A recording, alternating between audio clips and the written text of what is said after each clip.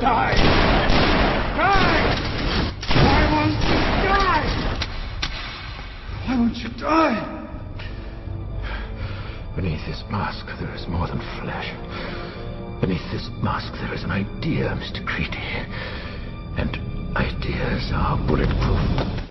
So, YouTube has now started removing videos critical of them, publicly using the same community guidelines in which they state, "We encourage free speech and defend everybody's right to express unpopular points of view," as a reason to silence criticism directed at them.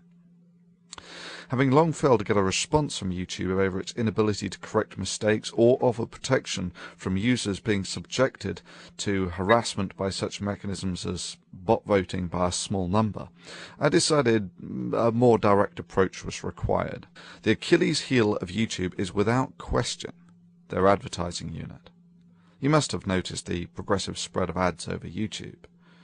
Given that YouTube is driven by profits, and that they make their profits off of adverts, this is the one channel of communication they cannot afford to make convoluted or intentionally difficult to use.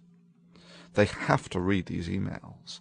It is essential to their financial survival of their profits. I had suggested that people write to YouTube via this mechanism. I timed the release of the video to be about 6 p.m. Friday Pacific Standard Time, to coincide with the YouTube staff going home for the weekend. Less than 12 hours later, the video was removed for community guidelines violations. Bullshit. Let's take a look at those guidelines, shall we, YouTube? Well, it's not porn, it's not drug abuse, gratuitous violence, shocking or disgusting hardly, it's not copyright, otherwise that would have been a DMCA issue. Then we come to the interesting stuff. We encourage free speech and defend everybody's right to express unpopular points of view. We do not permit hate speech, speech which attacks or demeans a group based on their race, ethnic origin, religion, disability, gender, age, veteran status, or sexual orientation, gender identity. Yeah, this is what I mean about the guidelines being so vague that anything could be a violation.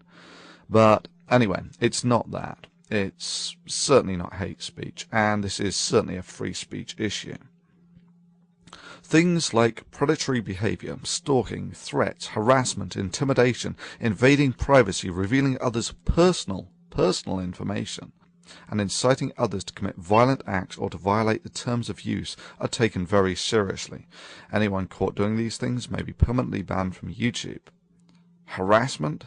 Nah. This was encouraging users to voice legitimate concern.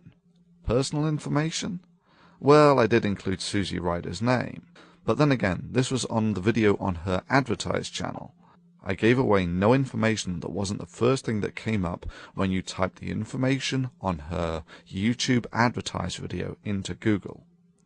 In any event, it's not personal information. This is just the contact information for the ad sales director of YouTube. This would be like claiming that asking someone to write to President Hussein at the White House is giving away their personal information. Okay, next. Everybody hates spam. Don't create misleading descriptions, tags, titles, or thumbnails in order to increase your views. Well, it's none of those. It is not okay to post large amounts of untargeted, unwanted, or repetitive content, including comments and private messages. No, no, and no. I did none of these. I did not post large amounts of unwanted or repetitive content, nor is this spam. This was the YouTube community expressing its opinion to YouTube. And yeah, for even suggesting that people commit the crime of letting YouTube know the areas of weakness in their system, they took my video down for violation of community guidelines. I call bullshit on that. This was a communal action targeted at the community organizers. Designed to be effective? Yes, of course. And the fact that YouTube threw their toys out of the pram less than 12 hours after the video was put up shows that it was. Legal? Absolutely. Within the community guidelines? Sure. No. This action would be more akin to a group writing letters to a government about the concerns they have. YouTube's response was the metaphorical equivalent of removing that person's freedom of speech for even suggesting the crime as vile as writing to the government about perceived weaknesses. The hypocrisy is further highlighted in that YouTube had no problems whatsoever when it was being used to organize protests against other organizations.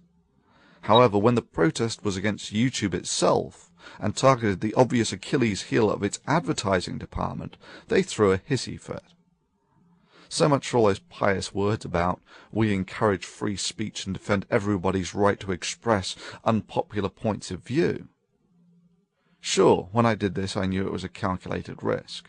I just figured that YouTube regarded its corporate image more highly than to burst into tears and throw its toys out of the pram at the first sign of someone organizing a protest against them. Evidently I made a mistake. So what do we learn from this? Well, firstly, YouTube has shown us that they get real pissy when you write to its advertised channel. The one channel of communication, it needs to be clear and easy to use. Secondly, YouTube's guidelines regarding encouraging free speech and defending everybody's right to express unpopular points of view does not extend as far as videos critical of YouTube or suggesting protests against it. Let me just conclude this by listing the second weakness of YouTube, just to make it explicitly clear. If you are one of the relatively few who has a big channel, then YouTube has you by the balls. You put a lot of work into it, and YouTube can shut you down at the flick of a switch. If you have a small channel, and there are millions of you who do, then you have YouTube by the balls. YouTube cannot afford the time to flip millions of switches. In essence, the subscribers and fans are the only real defense of big users against YouTube. In this sense, I thank all those who mirrored the original video. A very good strategy. Further, if you not only download but recode the video, it will not appear as a duplicate, and it will not be as easy for YouTube to use automation to remove these videos. Do I have anything to lose by being shut down by YouTube? Of course. If you just take the 30 or so why do people laugh at creationist videos, and take into account the fact that they took about 2 working days on average to make, that's about average. So that's say 2 months' work at an average US salary of, let's say, for instance, $40,000 a year. So that's $6,000 to $7,000 worth of work. Do I value the work of this channel? Yeah, sure. I just value free speech more.